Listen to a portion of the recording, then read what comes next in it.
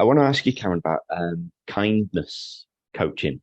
Oh, yes. I think intuitively, I kind of have a sense of what it might be, but I don't really know. Um, so what is kindness coaching?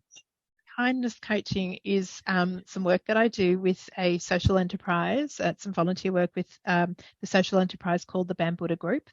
And we focus on kindness in leadership. So, what we're trying to do is through supporting leaders to be kinder leaders, it's allowing for more equity in the workplace. So if you have bring kindness into your leadership, you'll be able to open your mind to setting kind business objectives, which allows for more diversity and inclusion. It allows people to bring their best self because you're open to supporting people to be at their best.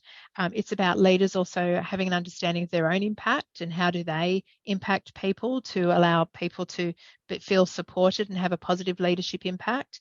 But very much it's focused on equity. If we bring kindness in, then we're going to make sure that we can open up and have an even playing field for many more people to have a greater amount of diversity in the workplace. And that's very much what the Bambuda group is doing. So I really enjoy doing some volunteer work with them. I meet some extraordinary leaders, both from the profit and not-for-profit sectors, and the work they're doing is great, but it's also that desire for self-improvement and to have a community impact, which is coming through those conversations, which is also great to participate in and to support them to achieve their goals. So Mm. I do use also mental toughness in all my volunteer work, whether it's with those through the Bambuda group or also with I coach with clients of Dress for Success, which is a global organisation which assists women with coming back into the workplace. And so this is a lovely concept also to bring to their attention as to if they've had some challenges that have taken them out of the workplace, how might they use mental toughness to step back in, and how can they use it to support themselves through the various with various attention to the 4 C's, the different components of the model. Okay, yeah. Well, are you very organized? Do you not sleep? What? I'm just passionate. I think this was the best thing for me because, yeah, look, they're big full days, big full weeks, but I get a lot of energy from actually helping Mm. and supporting people through Yeah. coaching. It's something I thrive on and really do enjoy. And yes, it's a busy time, and I am organised. I do wear a good diary, and I am very good at keeping my schedules up to date. And yes, I'm reasonably independent in the way that I can get things in and make things happen. But that's You part of the also, fun of it. yeah, you also, I think, fit very well with Peter Clough's description of mental toughness. Being comfortable in your own skin, that really comes over. Oh, thank you. Thank you. Well, it's from years of experimenting and learning and having different circumstances arise throughout my career with different team members and collaborators and clients and regulators and all these different kinds of things that would have come through in my tax years that have carried me very well to have a great learning and understanding of who I am, what I want to stand for, and more acceptance. And I think as you get older, you do tend to lean into accepting more of yourself. And certainly, I remember when I hit my 40s, I thought, oh, this is good because now it's all about, yep, this is who I am, and people will take me as I am. And I can tell you, hitting your 50s is even better. I think you become so much more relaxed with who you are, and maybe that's why I'm enjoying this part of my life so much because I feel very much at ease with being able to lean more towards others and worry less about myself. That's Mm. not to say I don't have my own moments of, self-consciousness and, a bit of, self-talk and all those things that happen. And occasionally the imposter syndrome comes to visit. But, being a coach, I've learned some good techniques that I then try back on myself to see if I can drink my own Kool-Aid and help myself out of those moments. And generally that seems to work. Yeah, and I wonder then, Karen, so is that challenge of being comfortable in your own skin in terms of the workplace and particularly leadership roles, is is that a different challenge for women than it is for men in Oh, terms of yeah. ex ways that we kind of maybe caricature how women are supposed to be in the workplace. So. Yeah, and there are some really interesting studies. In fact, some of my colleagues at Deloitte just produced a report on gender norms, which I'll send you as well. It's a fascinating report. And I think to some degree, yes, we've got this historical view of what people should be and what they should do and what they should say and how we should interpret their behaviours and their emotions and really label them and carry assumptions about them, which causes some disturbance, I think, of people's ability to walk past that sometimes and say, well, I can feel completely at ease and not suffer from fear of people's opinions, from FOPO, as we call it. So, if people can start to feel more relaxed and more comfortable and test those assumptions and actually read such reports to say, well, hold on, we can't live full and complete lives if we hold those norms as truth. We actually need to find our data points, test those assumptions, and then start to get enough support around us to have that self-belief hold true, and to draw on our strengths and to draw on enough of our own history to say, well, hold on a sec, I have had all of these situations where I've performed really well and I've achieved this and I've led great teams and I've contributed positively. So why am I doubting myself in this situation? What can I bring from my learnings of the past that's going to support me in the current state and the future? And how do I avoid getting caught up in the narrative that's around me that might not be my truth, but might be somebody else's perhaps misstatement or misunderstanding of what is? So it certainly is challenging. We've got still a long way to go with correcting the gender norms. And again, to the earlier points, the more that we talk about these things, the more we normalize things and have ease of conversation and bring topics forward that perhaps were less comfortable to talk about in the past, the easier it is for society to kind of change their view on what's normal. I think, we've got so much social media it's throwing so much information at us at such speed. Perhaps there's some good that can come from it if we start to introduce more topics through reference to social media that are positively minded to assist and support people and disseminate information at the speed that other information comes through. That loops very neatly back to what you were talking about earlier when you were talking about the need for awareness and self-awareness, need to understand context, and this notion of unconscious bias. A few years ago, about 4 or 5 years ago, I worked with an organization that I think by anybody's standards would be much, a leading organization in its field. And we inadvertently exposed that there was a degree of gender bias. In other words, the males in the organization were dominating the females. And yet everyone acknowledged, and the females included, that the organization had made some great strides towards equality over the years. But there still remained this unconscious bias.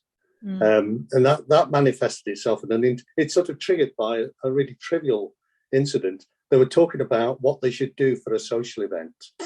And it was decided, obviously by the males, that they would have a kind of darts evening, which really the females weren't that interested in. But everybody thought, the males couldn't get it out of their heads that, well, this is a fun evening. It doesn't matter if you can't throw darts, you will enjoy it. And yet there was no recognition of what the females might have wanted. Yes. But they'd made some big strides. And that the lesson for me was that, yes, you can do a lot of things about helping women to be more effective or more positive and more resilient, but you've also got to do something with the context for the other side of the equation. And I think that's what you're touching upon. Most definitely, yes. Yes, it's not about fixing women, it's about fixing the system that we're in. Exactly. And, yes, and so that's super important that we remember that, because I think over the years too much focus has been on, well, how do those women go and sort themselves out and become more confident? It's all about them. Why don't they raise their voice and speak up more loudly? I can't hear them. And what about them leaving early? They want to leave early. Can you believe it? They want to go and pick up kids from school. How serious are they about their careers? So it's about contemporary views of how women have roles in society, and what those varied roles may be. Well, how parents have roles in society, not just women, But how can we actually increase our mindfulness as to what is occurring? What are we noticing within the system that we need to pay attention to so that we can start to correct the system, experiment with the system, have those different conversations within the system so people are more understanding, and help people understand also what is their own biases and assumptions that they may hold, and how teaching them how to test those, because too often people might say, oh, well, that's just what I thought. But what steps have they taken to actually test their assumptions so that they can reconcile whether they've got enough or sufficient data points to allow for that? And what can they do to also positively create psychologically safe environments which allow people to participate in the best way they can and bring their best selves in? So how can they make space to hear other voices that might not have yet been heard in the conversation? Or how can they ask those who are dominating conversations just to take a break to allow other views to be heard? And, you know, we'll come back to your point in a minute. How can we stop people who are talking over others and actually pointing it out, saying, oh, sorry, I don't think so-and-so's finished yet. Let's just hold back for a sec. Or if somebody's just simply repeating somebody else's great idea, how do we also have a conversation with them and make them realize that we just noticed that you're not contributing much more than repeating what's been said. So how can we make best use of time? And you know, there's small things we can do, but that's where leadership comes to play. If leaders don't role model it, why would anybody else? It's really hard if you look around and your leaders aren't actually role modeling what is appropriate in terms of creating the conditions which allow for psychological safety and inclusion and diversity and mindfulness and attention to what's happening around them. So it's, you know, I talk about when we're talking about leadership, it's not about doing leadership, it's about being a leader. And I think too often people think I've got the title, so I'll just, you know, I can do what leadership requires of me, but that's not impactful. So if you can, you know, really think about how can you be a leader and what does that mean and what comes with it, then I think we'll see the best side of leadership. No, I completely agree with you. It's like the old debate about the difference between management and leadership. You can appoint a manager and there are rules about that. So if I have a manager, I know if the manager asks me to do something, I will do it because it's part of the deal. Yes. But with leadership, it's different. The leader is trying to get me to do something exceptional, trying to help me to give my discretionary effort. There aren't any rules about that. I will only do that if the leader demonstrates leadership. I'm not going to do it because he tells me or she tells me to. Absolutely. And so how do you then build trust with your team? How do you build rapport with the team? How do you get to know your team beyond their title and their label? And how do you invest in them to actually understand what excites them, what engages them, what's purposeful for them in the type of work that they want to achieve, and how do they need to work through the obstacles and barriers? That's where, again, how do you use the mental toughness model to sit with them and understand what do they feel is within their control or outside of it? So how do they turn their mind to what they need to step through, or what support I as a leader could give to them or offer to them to help them with some of the elements around their control or achieving their goals or otherwise? In the absence of that, if there's no trust, people won't be inspired, they won't be motivated, there's less engagement and retention rates. You know, you'll see higher levels of absenteeism, retention falls. So as leaders, I think most leaders really want to have an impact which is long-lasting in their absence, and you want it to be a positive impact that's long-lasting in their absence, not simply an impact. You've just used that magic word, trust, because that's something that I think is really misunderstood. People think, do I trust that person because of the things they do? Actually, trust is part of a relationship, isn't it? You're building a relationship when you are building trust, and somebody has to start that. And if you look at leadership and follower, it has to be the leader. So the leader has to be bold enough to initiate a trust relationship. It can't come from underneath, as you said much earlier. And I think that's one of the kind of issues that needs to be brought forward. The role of leadership in building trust in an organisation. You know, the leader can't say I don't trust them. The leader has to build that trust. Yes, and do so through consistency of, you know, behaviours and consistency of of conversations. They have to be present when they're actually with their people, and not just physically but mentally present and engaged with them. They've got to be responsive, and if somebody emails them, not just to dismiss it and ghost it and not reply, but actually to engage with them and have conversations and include people. So there's a whole lot of elements around building trust.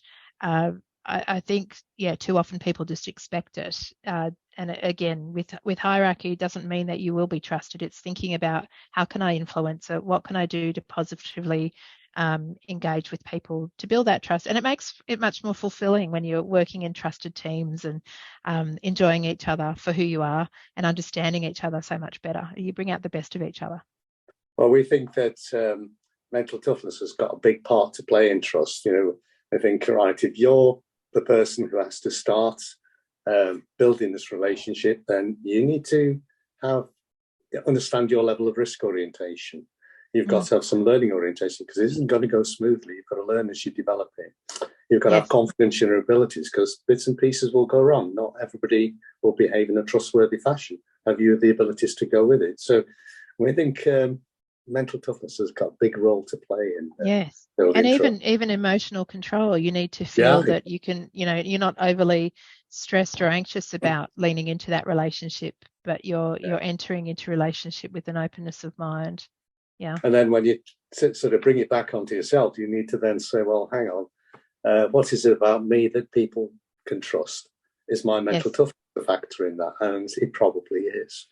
Oh, yes. Imagine if you're really high in mental toughness and you're so controlling in the way that you operate, that you have a high rigidity and no flexibility to engage with people. So you appear to be micromanaging and not trusting of people. Yeah. So, when you fixate on the achievement orientation, or also the challenge, how you actually are performing activities, people will take a view, if you are so overly mentally tough or too high in mental toughness to some degree, that you aren't open to diversity and learning and experiencing difference, to allow people to have difference of opinion, or come in and challenge the status quo. Then people start losing trust in their leaders.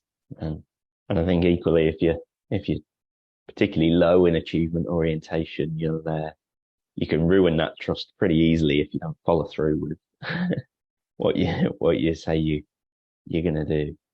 Absolutely. I mean, if you've got a leader who's also highly emotive and firing off and ranting and raving, it's hard to feel that I want to lean in and trust that person, because they're a little unpredictable, or I might see them as irrational, or I might see them as moody.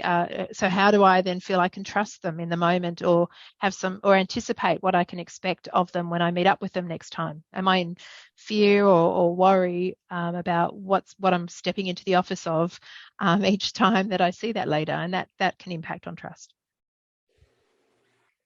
Well, that's brilliant, Karen. I think that's been a fantastic discussion, and we've covered some amazing ground. Usually at this point I'll sit there, I do scribble notes whilst we're talking, and I say, right, what are the takeaways? I think I could come away with about 20 takeaways, but repeat this thing. But I think the one big thing that really struck me from the first minute you spoke to the last minute was that you are addressing the complexity of life and work.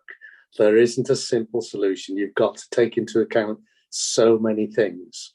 And I love that, you actually mentioned the word that John loves, nuance. There's nothing black and white. You're not in boxes. There's nothing simple. Life is complex. You've got to understand that complexity and then work out the simplest way of dealing with it. So that's the big message. You seem to have mastered that. Oh, well, thank you. Thanks for the opportunity to have a chat. I've enjoyed chatting with you. And you know what, with such a big world, it makes it all feel so close when we just get together on a phone call, doesn't it? It's quite lovely. Yeah, I love that too. And I've learned what FOPO is. I've not heard of that one before. Fear of people's opinions. And then it got me thinking, are there other things like FOPO? Do I have FOMO with FOPO? Yeah. What's it? JOMO, joy of missing out, is another one. You can play with those. They're quite fun. Well, Karen, I'm sure there are going to be people who will want to get in touch with you once they've heard this. How can people get hold of you? The easiest way would be through LinkedIn. So I do like to have a bit of a chat on LinkedIn. I like to share a few posts and engage with people. So I think if you just look me up on LinkedIn, it's probably the easiest way, and I'd enjoy having you as a connection. Fantastic. Thank you. Great Thank you stuff. so much. Yeah. Well, thanks for having me.